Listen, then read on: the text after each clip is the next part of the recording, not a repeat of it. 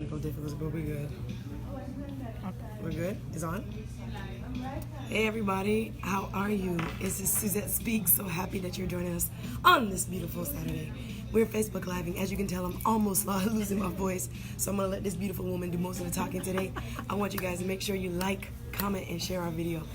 Today we're doing something a little bit different. There's a thing out there where people actually do videos while they're eating food. I'm not used to eating in front of people, but we're gonna try it and have like what we would like a normal girl's lunch, and see how that goes. So don't judge me. I don't like to talk with food in my mouth, so I'm not gonna do that.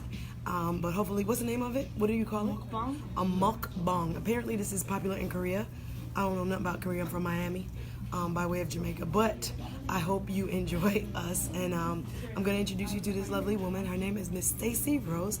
She's an actress, radio host, producer, so many different things, and I'm so glad she's here with me on a Saturday just to kick it and talk. And while we do, I gotta give a little plug. You know that we bring you interesting people and places, and today we're at drumroll, Island in the Pines restaurant. Island in the Pines. Yummy restaurant. They're gonna be bringing us some food. Oh, she's coming right now to bring us some food. Yeah, it's your cue. Let's go. This ain't no commercial, but I gotta love to show people love when they allow us to do the show in different places. It's at the corner of University. Thank you. University and Pines Boulevard, and we're gonna be experiencing Caribbean food today, all right? Different Caribbean dishes. You know, in South Florida, we like our Caribbean culture and food. So, what do we have here?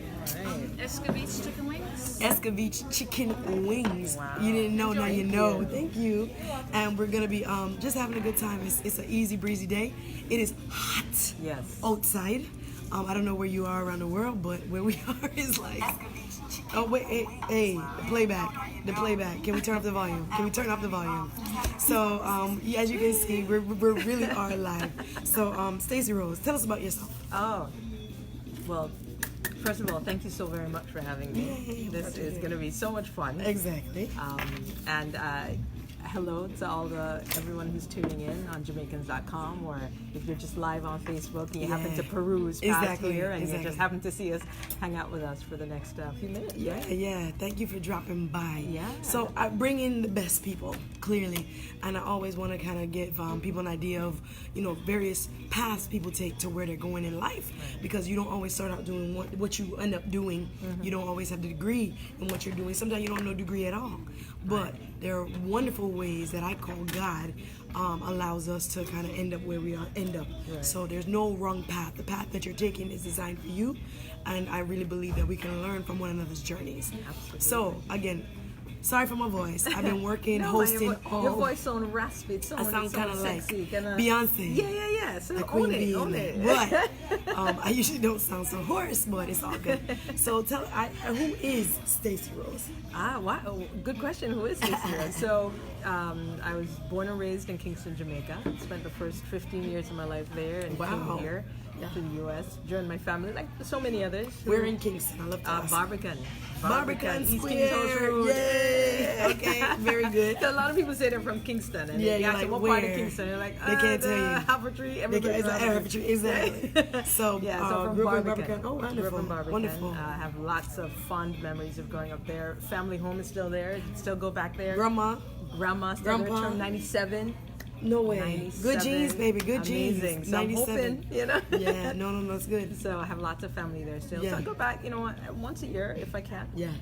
And live here with family. So many family members moved She's here. married. Yep, married. Tell your business. Right?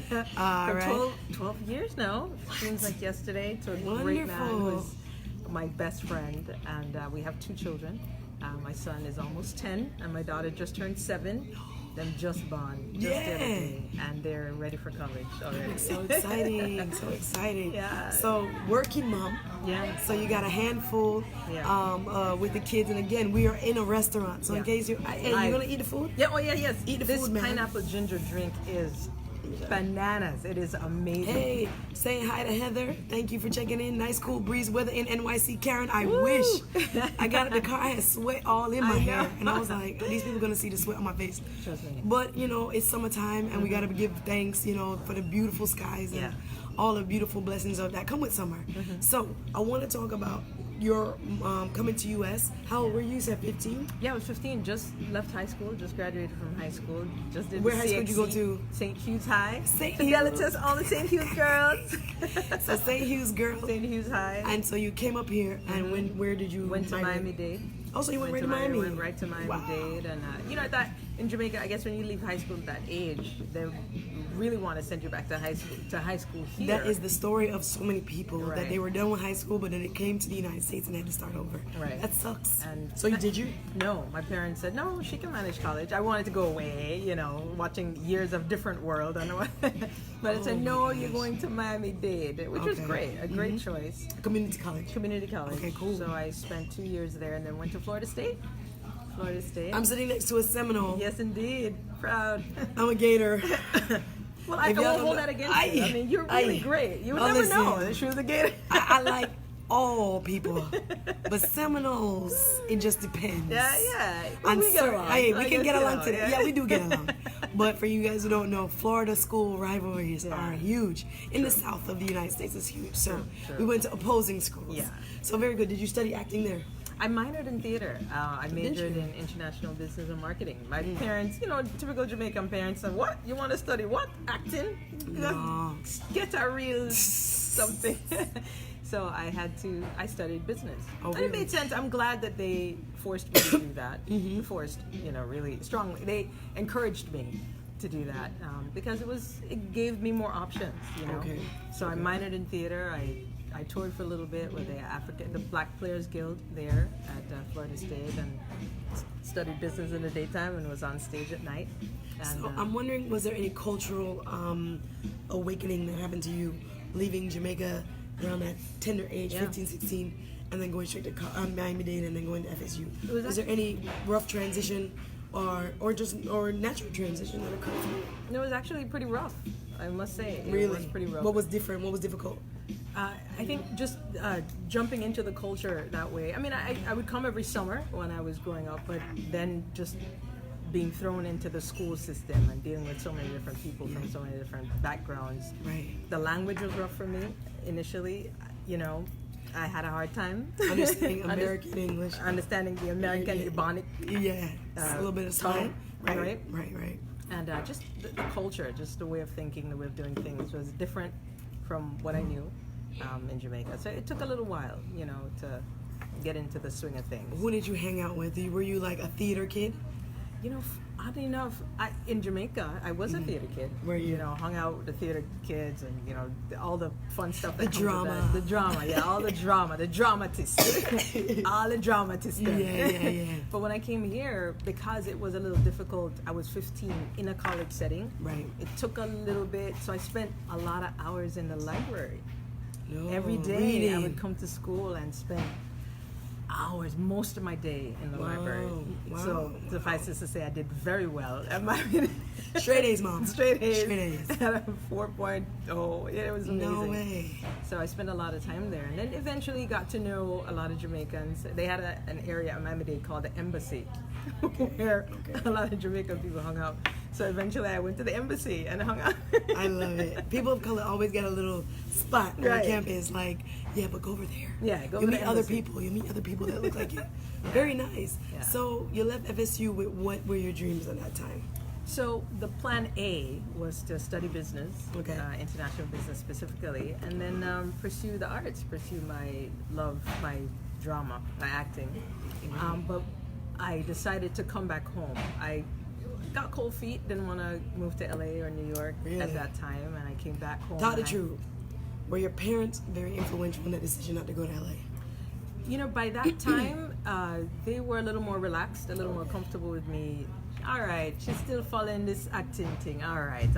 So they had kind of gotten off my case by then, but I was afraid. Yeah. I honestly was afraid, Wow. and I came home and I decided to go back to school. I went to FIU and did a master's in international business. And I said, all right, well, Excuse me. I'm just gonna keep this plan A, keep working on the plan A until. Yeah.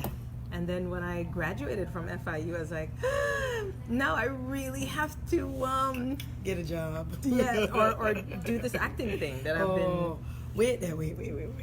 So when you finish, and I want another plate. I wonder why wouldn't they come in with another plate? So no, you eat.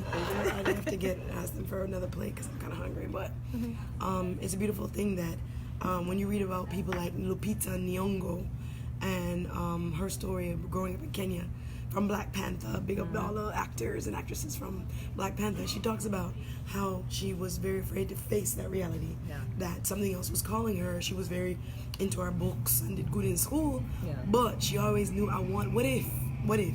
So that was an easy bridge for you to cross. No, it was a difficult bridge. I remember my brother saying to me, "Hey, Andrew," I remember him saying, "Big up, Andrew." He said to me one day, "You're gonna have to go after this thing. Wow. God is not gonna just drop it in your lap." No, you have to pursue it. Wow. The food come. Woo, this looks amazing. I'm not gonna even be bashful with you. So, hey. Wow. We're gonna have to show them. Hey, I was gonna say. Till today, some steamed fish. Steamed fish and okra. Oh gosh, I'm so excited. So we're gonna eat and talk, guys. I wish I could allow you. See the steam? Thank you. Oh my goodness. Oh my gosh. I wish I could allow you. You didn't even touch the wings. I know. We'll work it out. Extra napkin, please. Yes, please. Thank you. Fresh pepper? Bring a couple. Bring a couple peppers for me. I'm afraid of spice, but I'm gonna try some today. All right, let me mind my manners. Let's Grace. God, we thank you for this moment. Thank you for this good smelling food, and for all the people watching. Let the food be nourishment to our bodies. In Jesus' name we pray. Amen. All right. So wow. So tell me more about the decision making. So I was talking about Lupita and how she knew deep down, you know, before she applied to Yale and got into Yale School of Drama, that she had a gift, but the parents wanted her to be very serious about her studies and obviously get a real job. What was those conversations like for you internally?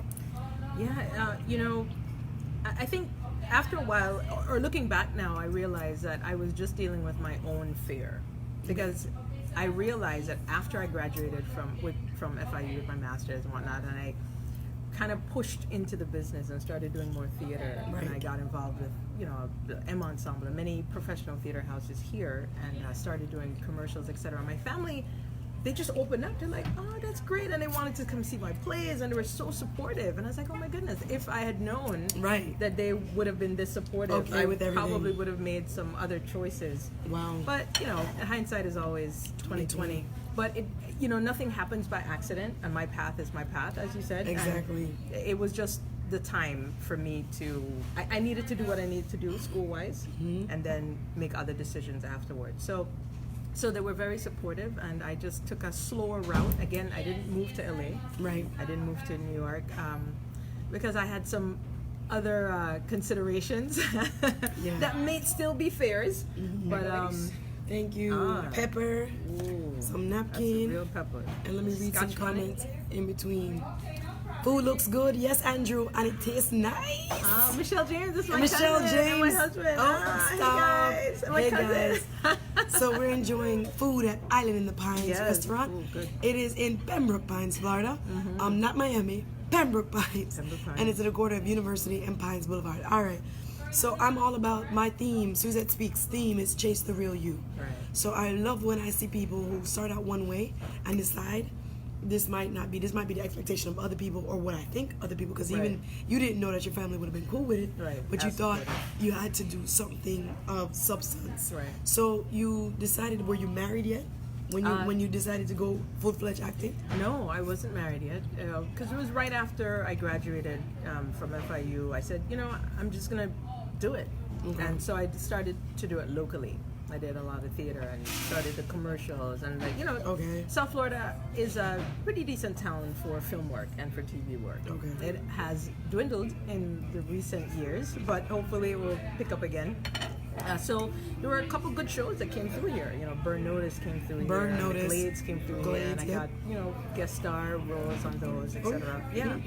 So when my husband met me, he met me in that grind. Doing shows, plays, and I do some emceeing as well. And I was doing radio as well. That's another. So we got a lot to talk about. So again, we're talking with actress, producer, radio host Stacy Rose, a Jamaican actress out of Miami, who has been doing some excellent work, as she just mentioned. So I want to take it to a point where we can talk about how, like like, were you ever in a mode where you doubted that you would have success? Yeah. And what was that like? I still struggle with that, to be honest. Since we talking, Mm-hmm. you know. Even 100. Yeah, I still struggle with that because it's such a tough business, you know. I have had some pretty good successes, right?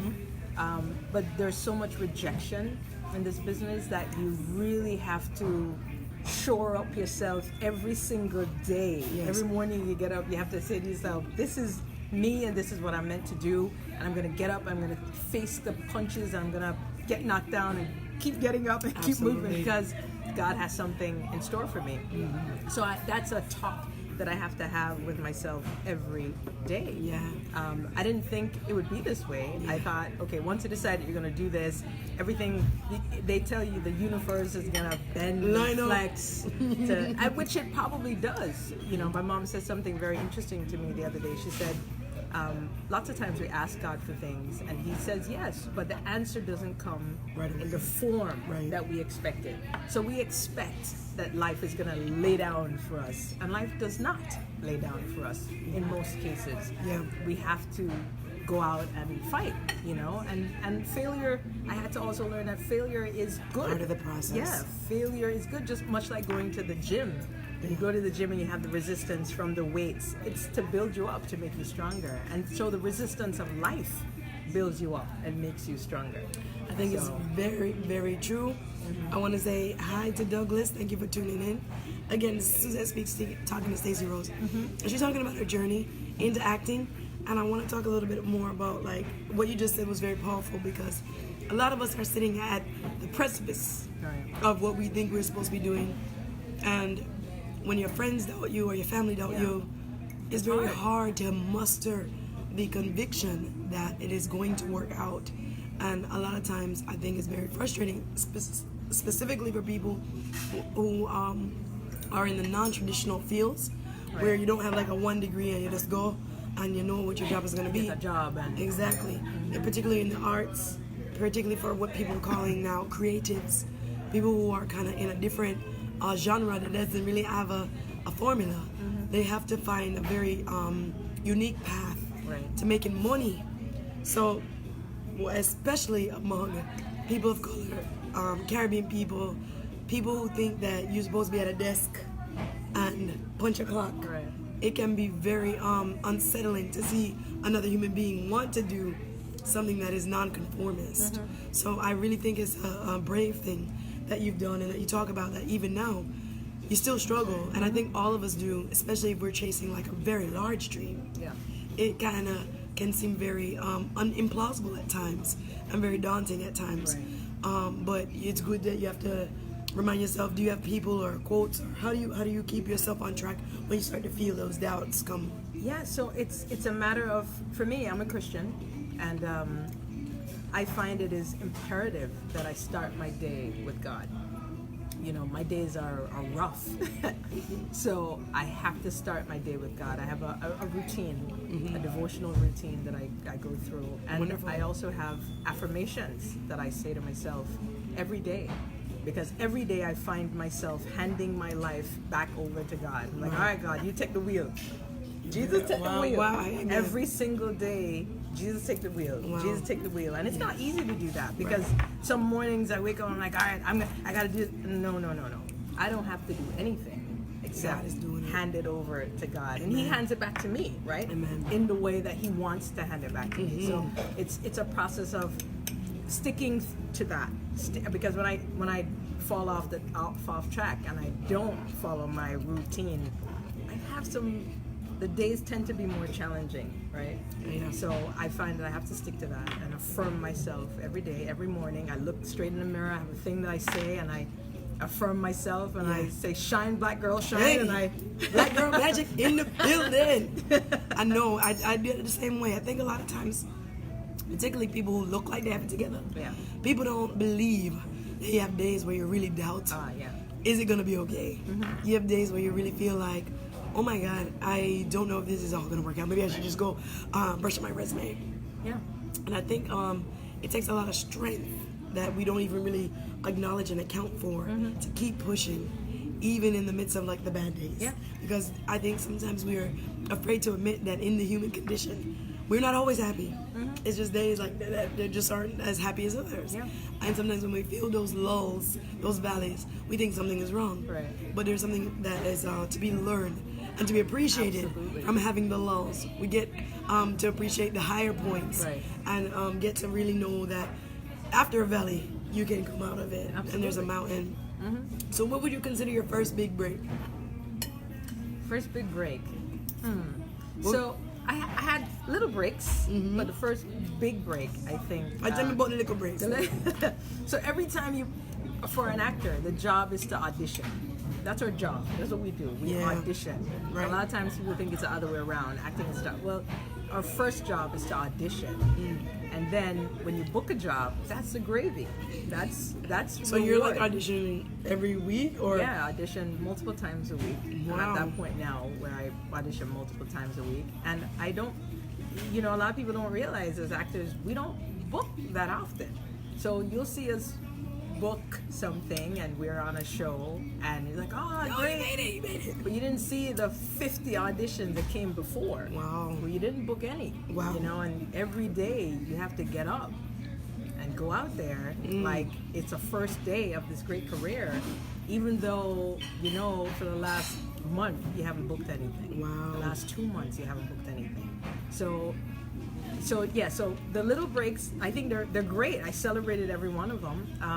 I think the What first was your thing, first break? yeah, the first thing that I just said, all right, was Mama, I made it.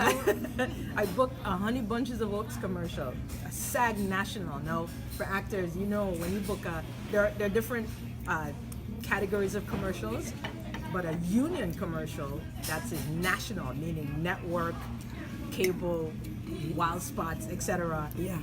That's a big thing, right? So when I booked that, I was like, oh, Jesus, I love you. So that was, really amazing. And thankfully I've had a few others since then. So Honey Bunches of Oats, what did you do?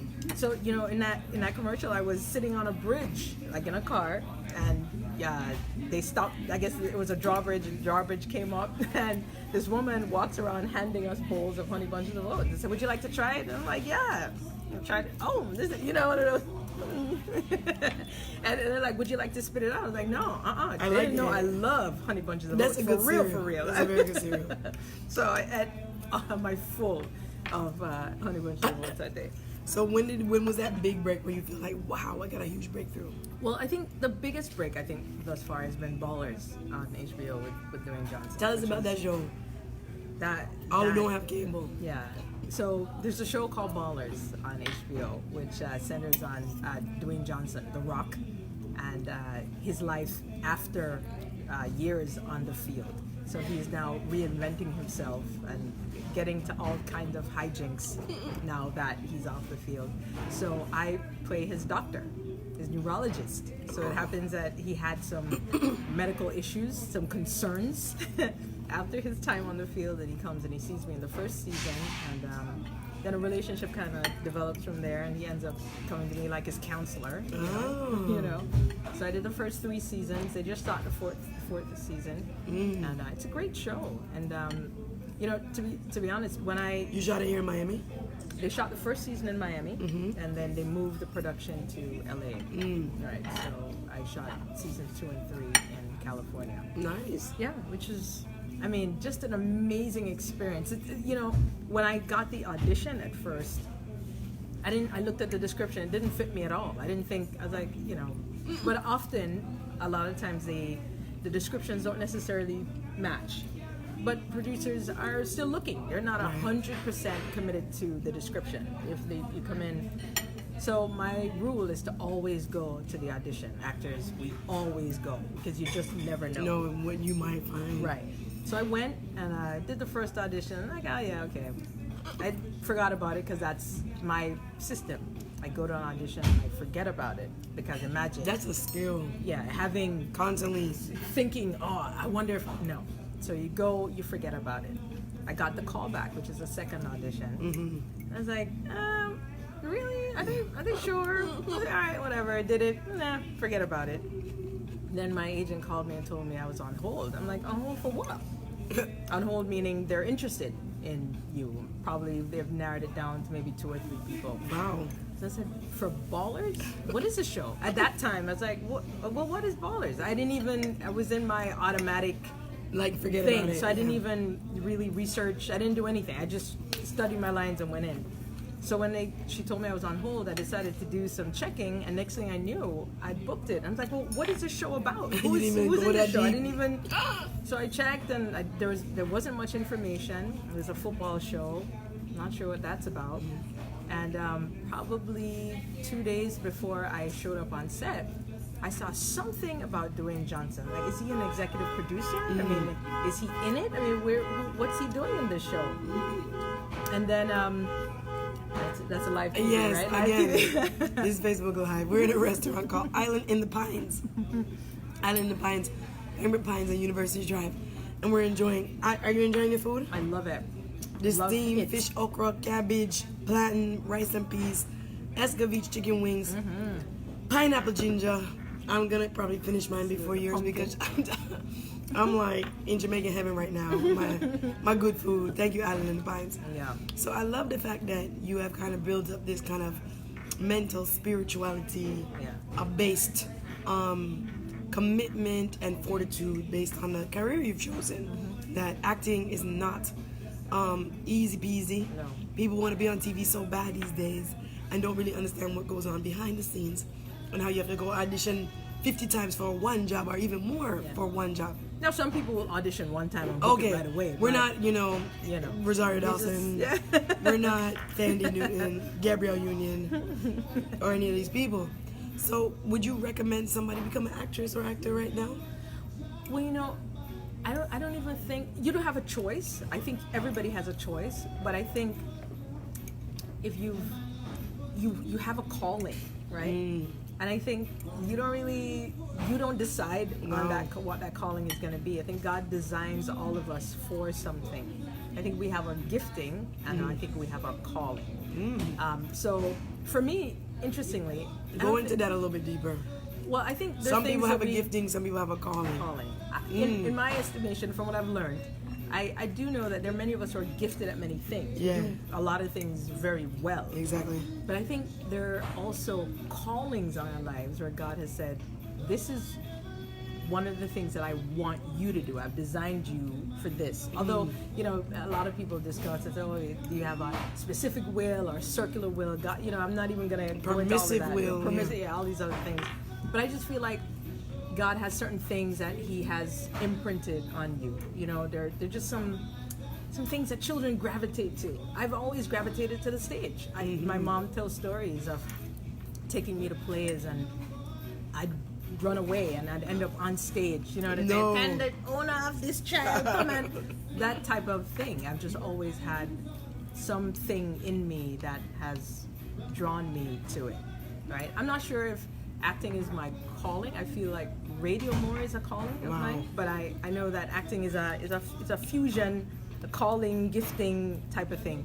So I don't think I can get away from it. Many times I've said, I'm just gonna quit this and I'm gonna go do something else. There's something I just won't allow me to let it go. And I know there are people out there that have that thing that just won't let them go. And if it happens to be this business, don't give up, because I'm sure they said your gift will make room for you in the presence of kings. God has a path, a specific path that He's already etched out for you, and He's so many steps ahead of you that He's working behind the scenes on your behalf, and He's working it out. You just don't know. I don't even know. I'm like, God, okay, where are you going? Where are you taking me? He's taking you there. So the aim or the secret is never to give up. Just don't give up. Because you just never know. It goes back to the saying, God answers our prayers sometimes, and it comes in forms that we don't expect. And there's no way you're going to know if you sit back and you fold your hands and you say, well, it's supposed to come. Somebody's supposed to call me. No, it's probably never going to come that way. So you have to go out there and fight for it. Absolutely.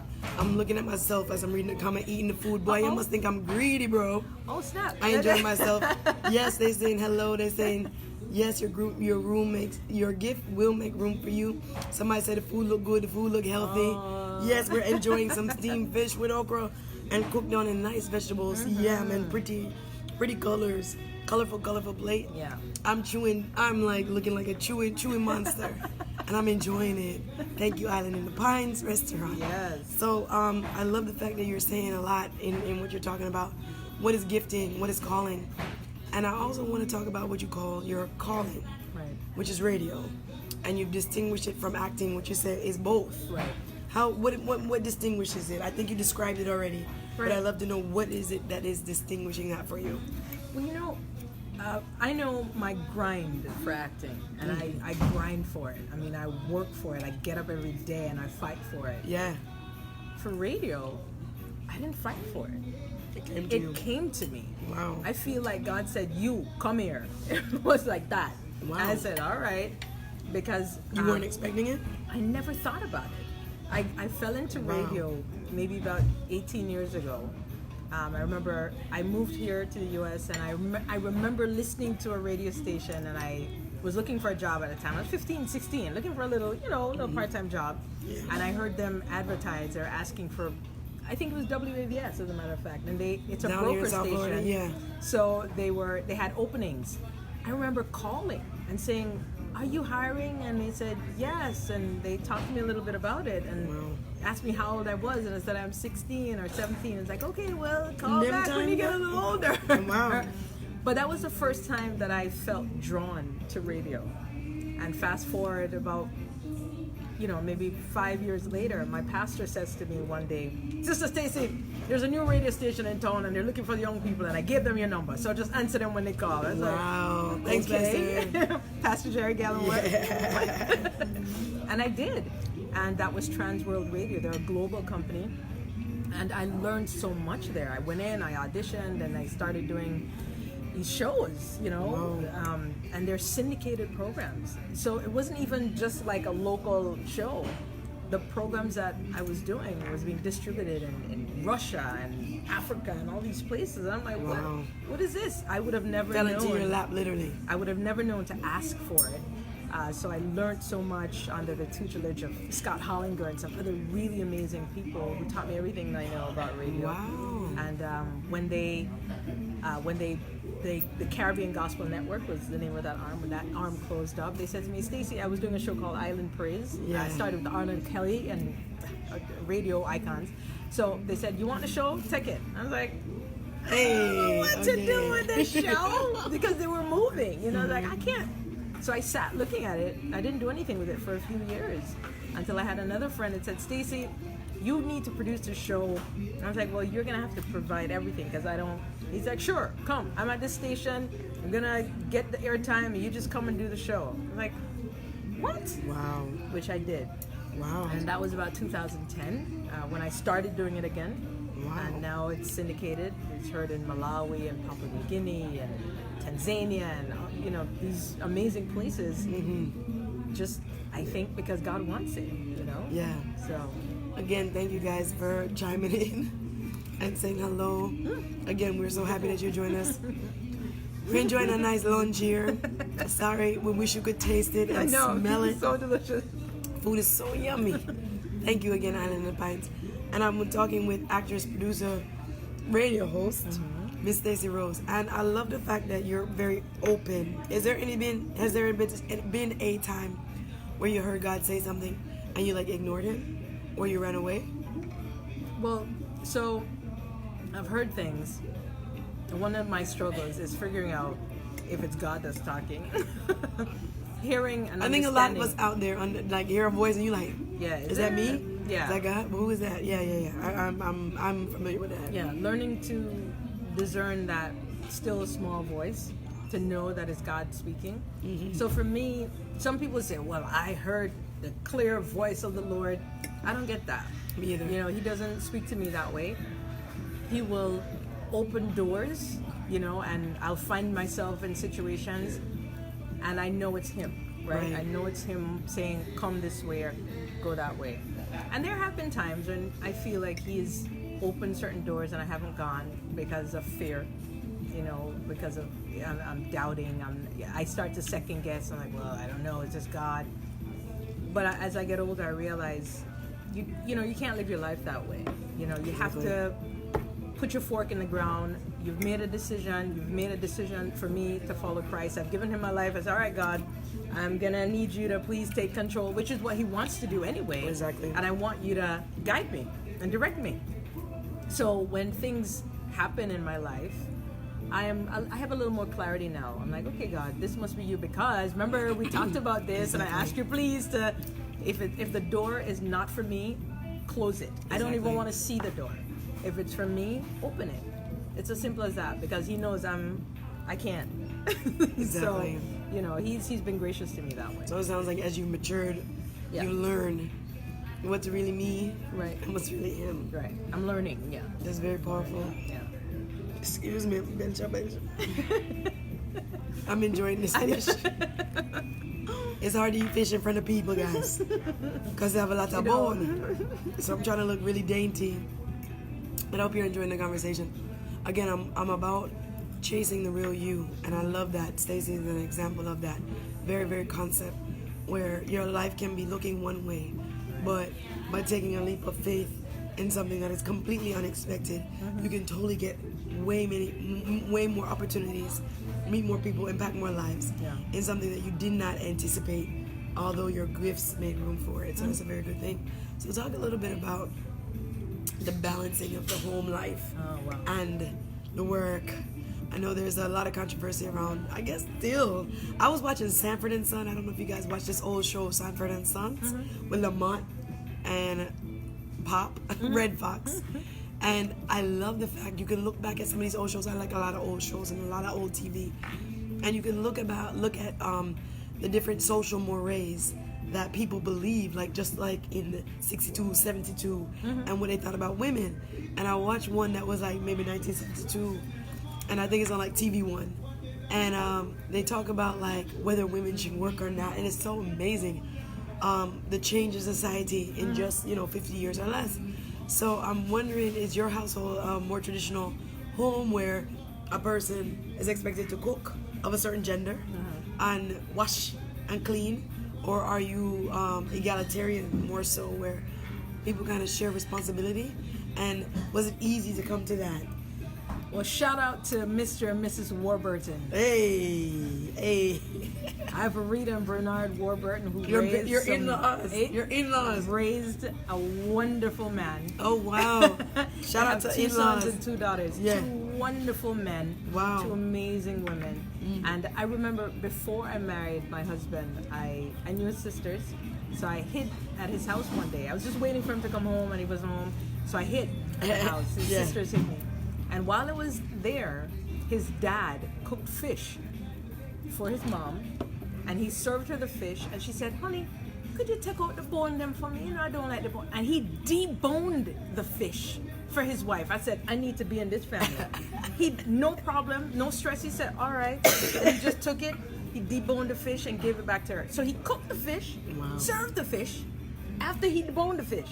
I said, I don't know when they if there make are a lot of men like that, yes. So as I got to know him, I realized that his parents really took, especially his dad, took time to raise good men. Wow. They know how to cook, they know how to clean, they know how to do everything. So now being married to a man like that, I didn't have any worries about him knowing his role as a man. He understands his role as a man of the household. He knows his role. He does whatever he knows. He has stuff that he likes to do outside, and he's not opposed to doing things inside. So we work out a good balance. The things that I do, the things he does, and it's not like I have to do them. Right. Because if I don't do them, because I have a very busy life, he steps in. And where he falls short, I step in. He takes care of kids. He feeds them and he changes them. And if I have to travel, which I do a lot of my friends say, "You leave your kid?" I was like, "Yeah, with their dad," and he's good. So thankfully, we've been able to fix this for me. I can't see the comments. Thankfully, we are able to share the burden and do it well. So on a typical day, him sound perfect. I'm not perfect him sound perfect. No, he sounds kind of perfect. Right. But first of all, I know a lot of people out there is like, where can I find a man like that? Oh my God. And so you didn't really have to have those tough discussions about who is in charge of what part of the household? Y'all really switch off like that? Yeah, we, there are a lot of things to do. So occasionally we'll have discussion. Well, I know there are things that he does well, so I kind of allow him to do those things. He he loves to do laundry. And I'm like, hey, have at it, son. I'm not gonna, he doesn't really love ironing. So, So I don't really love ironing either, but I know if he's doing the laundry, then I'll try to, do my best with the ironing. So it's a give and take.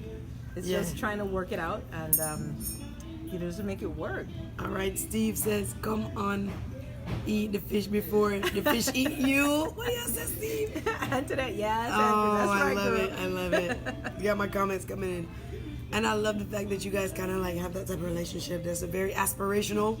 Right. I hope one day I'm that fortunate and I can find people that can help me to live in an egalitarian situation where the woman and the man give and take, and it's not just one side gets all of one responsibility. You have people that they go home and they're expected to have dinner on the table by a certain time, both men and women. Right.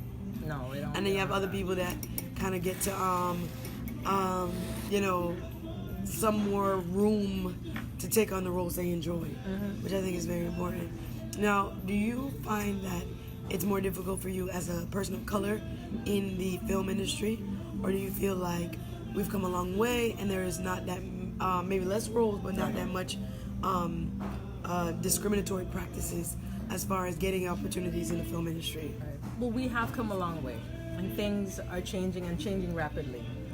I am on a journey myself, because I know where film and TV is concerned, Black women, I used to think, and I still kind of think that I don't think America truly understands a Black woman, right? So in the story, they're getting better now, because you have a lot of Black writers who are writing for Black women. But it was a time where you wouldn't find a Black woman in a lead role on primetime TV, because it just didn't happen. And then you began Chandra Rhimes. Yeah, Chandra.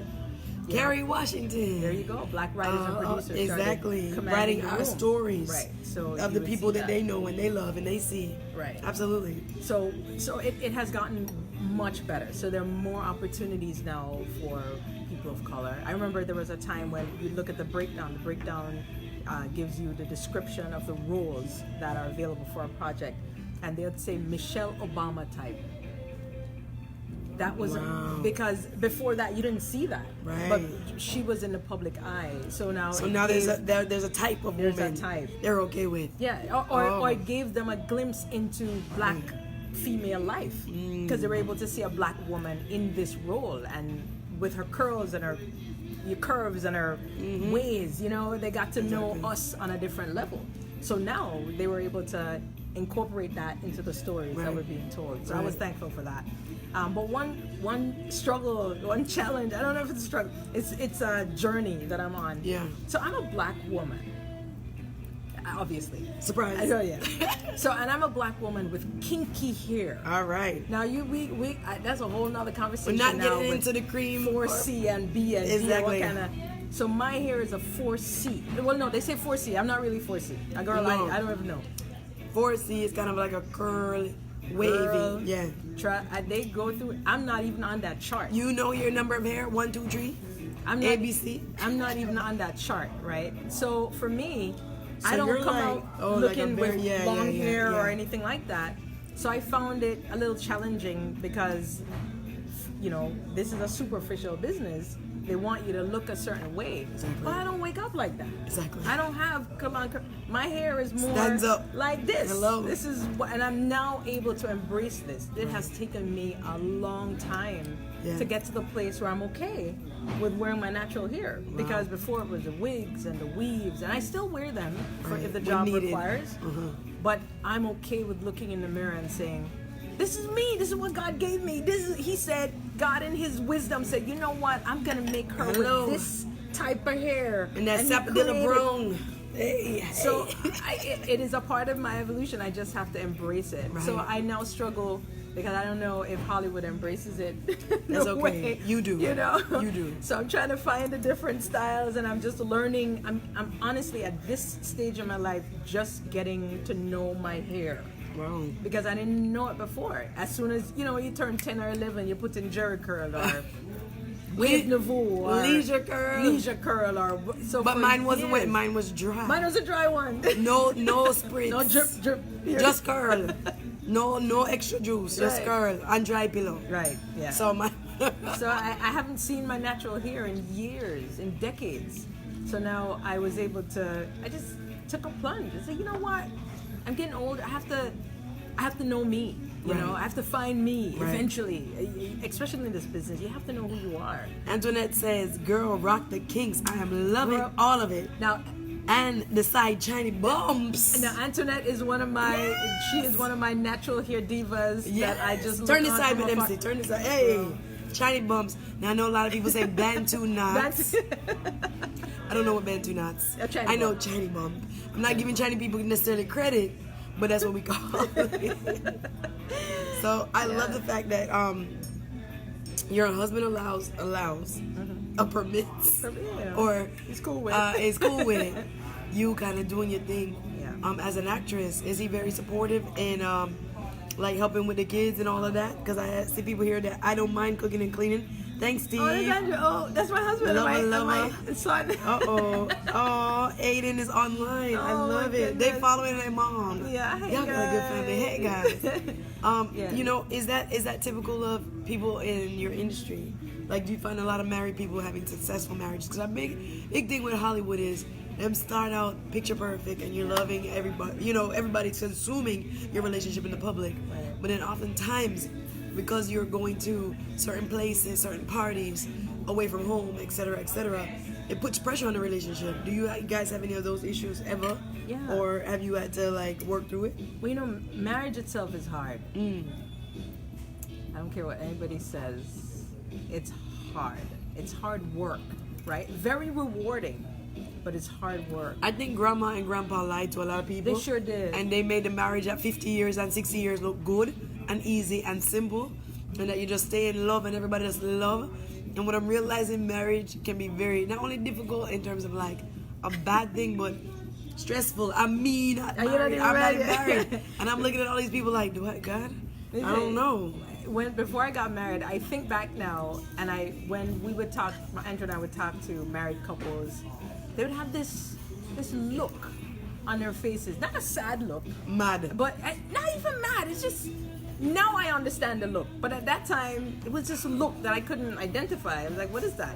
But they were happy for Describe the look. What is the look? It's just this like a glazed over look. Like, I think if I had to put words to it, oh, you just don't even know. It's probably what they were saying in their minds. Wow. And like my mother said, no mind the child, I hold you there. you gonna learn today. Exactly. So now being on the other side, I realized, So has it I have gotten that same better or has it gotten more? No, it's not. No, I don't want to give you the wrong impression. It's not bad. Okay. There's more good than bad. It's just, it's you with your own style and personality Yeah. merging with someone else. So it's a lot of give and take, a lot of compromise, a lot of, just taking a high road or the low road, or forgiveness, letting it go, choosing your I don't balance. like it today, but I love you. Yeah, And sharing. I wouldn't want to tell you two bad words, but I'm not. I'm not, Because I love you. There's a lot of forgiveness. I realize it's a that. lot. It's a lot of. It really matures you. Absolutely. And then there's an added element because for both of us, we're both Christians. Okay. So there's that a helps. third party. If you guys have the same worldview, Yeah. religion or any kind of other belief, Yeah. that helps because I don't. Excuse me. Sorry. It's crucial. It is crucial. I see a lot of people end up in problems. Yeah. Because one believes one thing and another believes another. Right. So we are on the same page where that's concerned. And we just happen to believe that God created marriage, and it's a beautiful thing. It's an act of worship. And if you don't use you have to follow Whirlpool's manual for how to use their dishwasher. They made the dishwasher, so you follow their manual. I think God created marriage, so we have to follow His manual, His plan for marriage. So following that manual gives you a greater chance of success, of success. where marriage is concerned. So So I love that the people are checking in. Hi, Lilith. She says she's here in Jamaica. She's enjoying and loving us. Thank you so much. I want to ask Stacy, before we talk a little bit about relationships, because I think that a lot of people are interested because they're in relationships. Talk a little bit about your radio show that you do here in South Florida. I think a lot of people hear you who are in Miami, here in Fort Lauderdale, hear this other side of you. Talk a little bit about that concept and what it's about and what you enjoy most about it. So the show I've been doing for over 10 years is Island Praise, a Caribbean gospel music show, and it's syndicated. So I actually do 1 hour of that 2-hour program here on WABS on a Sunday, 6 p.m. to 7 p.m. So that's Caribbean gospel music, music, talk, interviews, that type of thing. Very fun, light. And then on Saturdays, I do a show called the Love Doc and Girl Power Radio Show, which is a mixture. It's a variety show of sorts. I co-host with Dennis Grant, Dr. Dennis Grant. They call him the Love Doc. So If you're in South Florida, you know what we're talking about. Yeah, so he's all about love music. So it's, oldies, lovers rock, just classic, feel-good music. And then we, spice it up with a little more up-tempo type stuff as well. And it's just about the music and connecting with the community. So we do that here on Saturdays, and then the gospel show on Sundays. Okay, very good. So that teaming up to do Girl Power, tell us about the theme of your show. What I love about it is that it's encouraging. So talk about what Girl Power is about and how people find it if they want to listen to it who might not be in South Florida. Right. So the whole concept of Girl Power started with my friend Tanya Fenton. They call her Tanya A. She's also a radio personality on WBS, and we used to be co-hosts on the Saturday show. She's gone on to bigger and better things. I love it. Right. So just women. I think we're so powerful when we get together. And you was doing it before me too. Yeah. Which I love. Yeah. Which I love. You're just so powerful when we get together. So we were looking for an avenue, some way of helping women to live their best lives, to realize their best selves and live their best lives.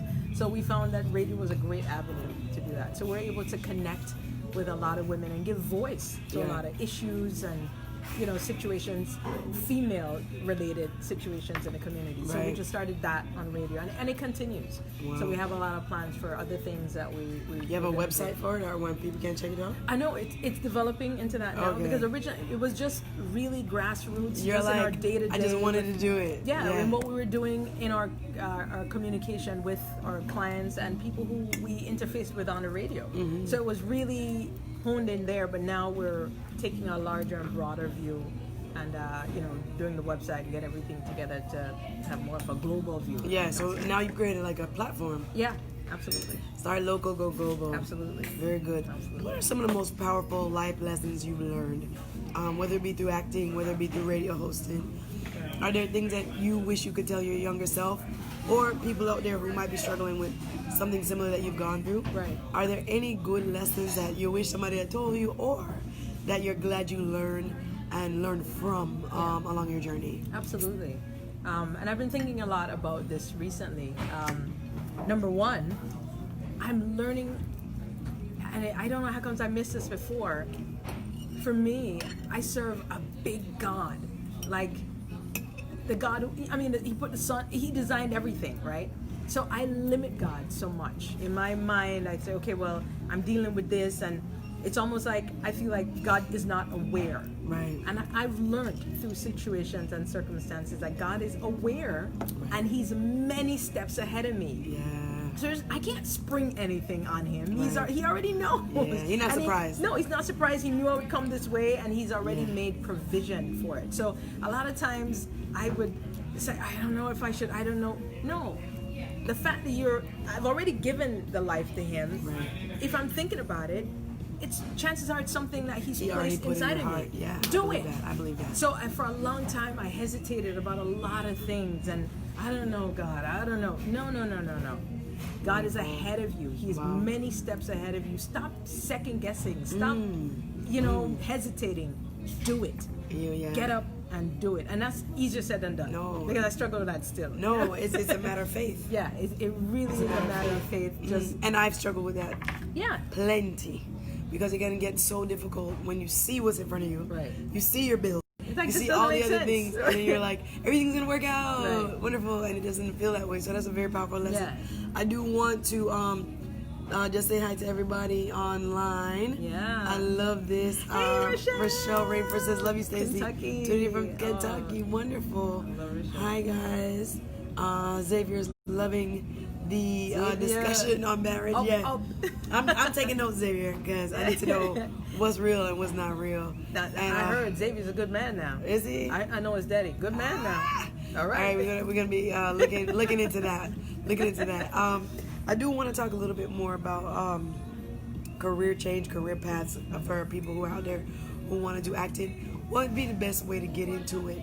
If you think that might be your calling, that might be your love, but you don't have any professional training, or you've done a little something locally. Right. How do you springboard to get to the HBOs and to get to some of the other opportunities? So this career is a craft, right? It's like a trade. You learn best when you're working in it, right?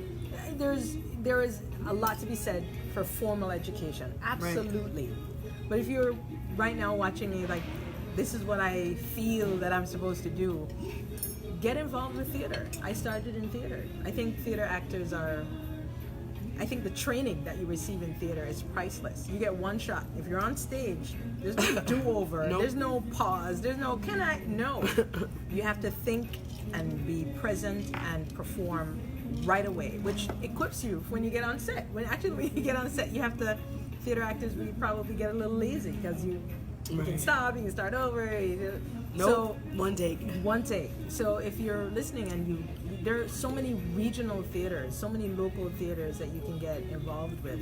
Find them, call them up, go audition. It may not come easily. It may not get cast the first time, but again, we've talked about this. Failure is a part of it. Embrace it.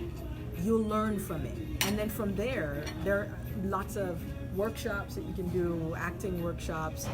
There's so many, but you have to get into it first. Start looking for those theaters and start looking for those websites. Here in South Florida, there's some great resources available.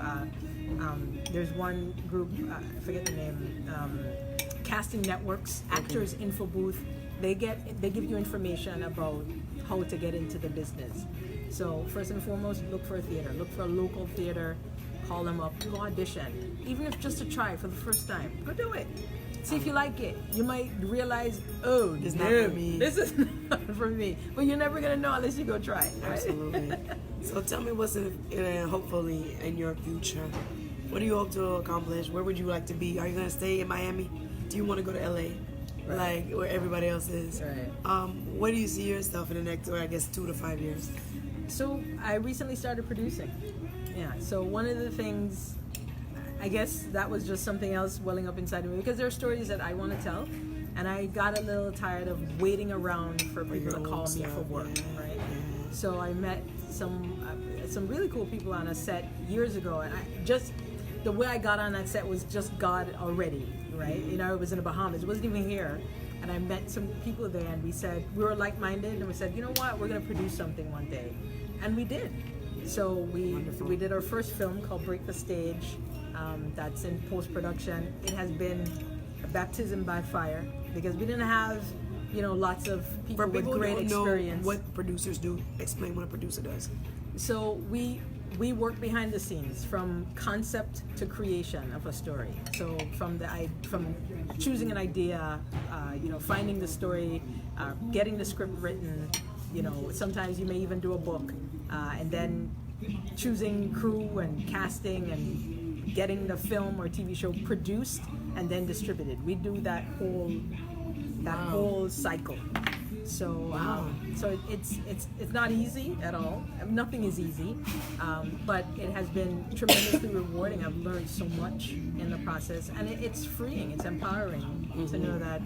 Okay, well, if there are stories that I want to tell about my experience, about the Caribbean experience, whatever, there's a formula, there's a way to get it done. So we produced 2 films already, and we have several other projects in various stages of production.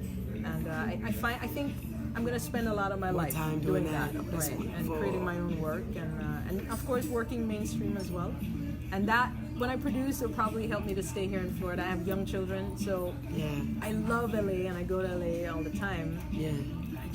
I just haven't had that freedom to move up with my family, because my mom is here, and my in-laws, and you know, I love seeing my children with their cousins and all of that. So I don't know, I'm trying to work that out. But if I can produce and stay here and produce film in Florida, Right. why not? Good work. Good work. Well, you can tell. I don't know if you can see my fish. I Oh, gonna that let Stacy hasn't eaten a thing, and my fish is halfway the top part. I know under the bone we can get with after.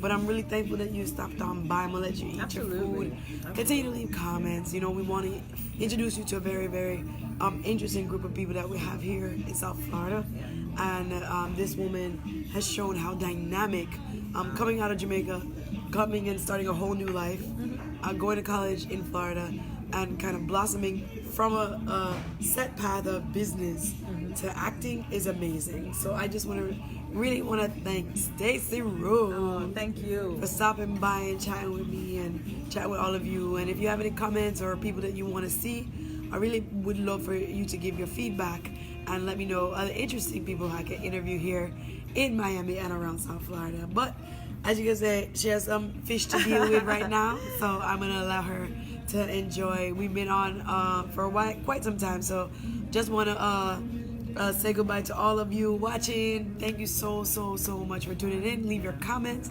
and again, we will see you on next Saturday.